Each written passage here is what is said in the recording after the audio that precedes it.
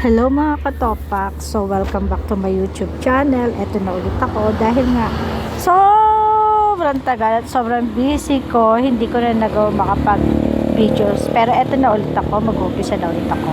Eto nga, itutur ko kayo sa bahay namin. So nakita nyo na itong bahay namin before, right? So eto na, nag-umpisa na ulit ako. So, for how many years na nagstay kami sa car wash namin, nag-focus kami doon kasi nga kailangan natin mag-focus doon mga girl. Doon sa napag-usapan namin ni partner, bakit hindi kami umuwi, nagtitiis kami sa may car wash. Meron mga kaming bahay na presentable kami. Kaya ang ginawa ko, nagpaumpisa ulit ako paayos yung bahay. Paunti-unti, di man ganun ka bigla kasi hindi naman tayo mayaman. So unti-unti lang. Proud ako na isang OFW ng Singapore na nakabili ng maliit na lote at nakapagpagawa ng bahay. Proud talaga ako dun ha, kasi kahit day off ko talagang rumarakit tayo para lang makaipon. Kailangan natin makaipon mga beshi, kasi hindi habang buhay nasa abroad tayo, hindi habang buhay ay malakas tayo. Kaya proud ako na sa bawat sentimo kinita ko ay napagawa ko ang bahay na simple pero masasabi kong akin.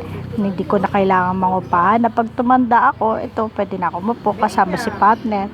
Kung habang buhay nga ba ako makakasama at gusto nyo makasama ako, di ba? O ha, san ka pa? So anyway, tuwing Sabado at Linggo nga lang kami nakakauwi dito sa bahay namin kasi nga, alam nyo na, kailangan natin mag-focus sa negosyo. Kailangan natin ng negosyo. Kailangan natin magnegosyo habang malakas pa tayo para pag tumanda na tayo may konting ipon, at pag nakaipon, pwede na umupo na lang. Total, wala naman ng babayarang upa sa bahay. Kuryente na lang at tubig. Pero hari nawa, pag tayo tumanda, sulit ng kinabukasan natin. Pero actually, meron namang konting naipon. Okay na yon, pero hindi pa okay kasi nag-aaral pa yung aking dalaga. Kaya eto, nga dito sa bahay namin, medyo naglilinis tayo. At masasabi kong, ang sarap sa pakiramdam na meron kang sariling sayo na pinagsisikapan mo at pinagsikapan mo para ikaw ay magkaroon ng sariling tahanan. Tahanan na masasabi mo sa'yo at kahit anong mangyari, hindi maaagaw ng kahit na sino sa'yo. Naalala ko pa noon, nasa ibang bansa ko, ay grabe. Ang gabi ginagawang araw para lang makaipon at makapagtrabaho tayo, rumarakit tayo. Naghahanap ako ng pagrarakitan pagdating ng day off ko. Hindi ko nalibot ang mga bansang napuntahan ko. Hindi ako nakapagpa-picture sa bawat sulok o sa bawat magagandang spot ng mga bansang napuntahan ko.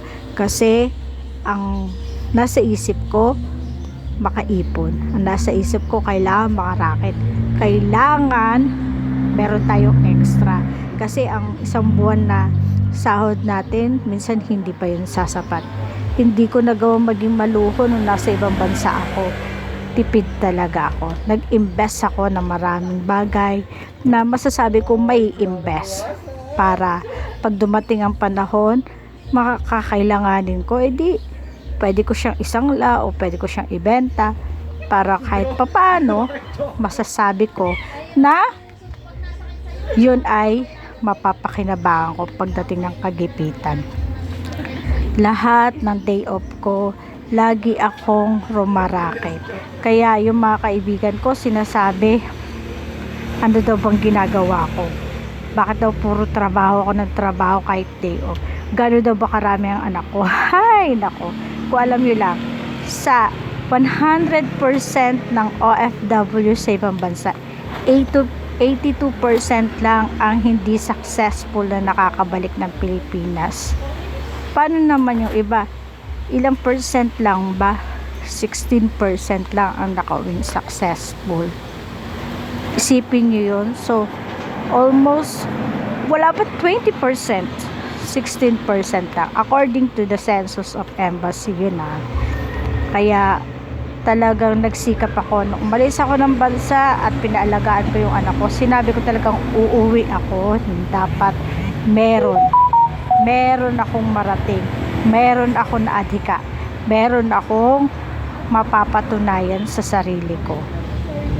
And thank God kasi pinatubayan niya ako, ginabayan niya ako sa pagiging OFW ko. Nakaipon ako ng konti para makapagpatayo ng bahay at makabili ng sariling lote, kasi di naman para magantay ka ng mana sa mamagulang mo. Buti naman kung wala kang mga kapatid, at buti naman sana kung may mamamana ka sa mamagulang mo, di ba? So yun lang.